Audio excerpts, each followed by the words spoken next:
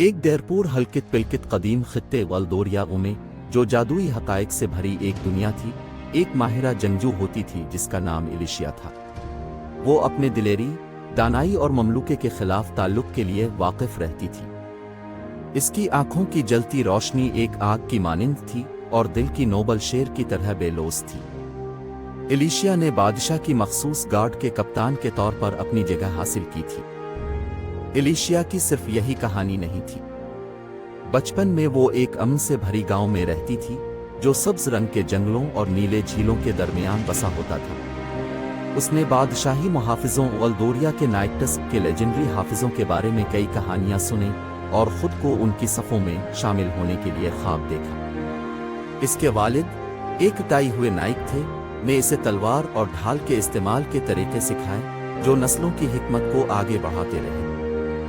जब वो बालिग हुई, इलिशिया ने राजधानी शहर की तरफ रवाना होने का फैसला किया जहां बादशाही हिफाजती कवायद के इम्तिहानात होते थे। वहां उसने मुख्तलिफ मुश्किलात का सामना किया जो उसकी ताकत, जहानत और दिलेरी का परख था। दुश्मन खतरात का सामना करते हुए इलिशिया ने कई मैदानी इम्तिहानात में कामयाबी हासिल की और मुअज़्ज़ज़ मुहाफिजों के दर्जे में शामिल होने का अहल हो गया।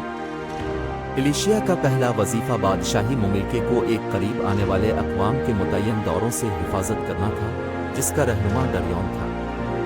अफवाहें इसके सिया जादू और बेरहम फौज की भरमार में धमकियां सुनाती थीं। दोनों ममालिक के दरमियान तनिश बढ़ रहा था और मरका तबई तौर पर मुस्तहकम था। जबकि मुमलिक के मुतादिद दुश्मनियों के खिलाफ तैयारियां कर रहा था, इलिशिया दिन रात उस तरतीजी बरादरी करती रही, अपने फौजियों को तरबियत देती रही और शहर की महफूजी को बेहतर करने में मसरूफ रही। उसने मुमलिके के अक्लमंद सूफियों से मशवरा भी किया, उम्मीद थी कि वो कुछ फ़ायदामंद अनफाल हासिल करे।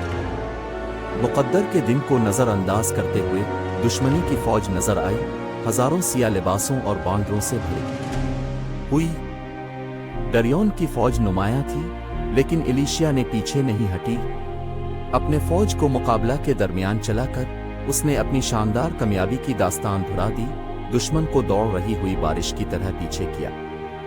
लेकिन दरियौन कोई आम दुश्मन नहीं था। जंग के दरमियान इलिशिया ने खुद को दरियौन के साथ मुआवजा किया और उसने उनकी सिया जादू को छोड़ने के लिए तारीकी की ताकत भेजी। दो महारती जंगजू एक दूसरे के साथ शदीद मुकाबले में आ गए, जहां वो एक दूसरे के मवाजना करते रहे। चुनांचे जोश, जज्बा और हिम्मत के बावजूद इलिशिया के दिलेरी और शीराना दिल की रोशनी ने काम किया।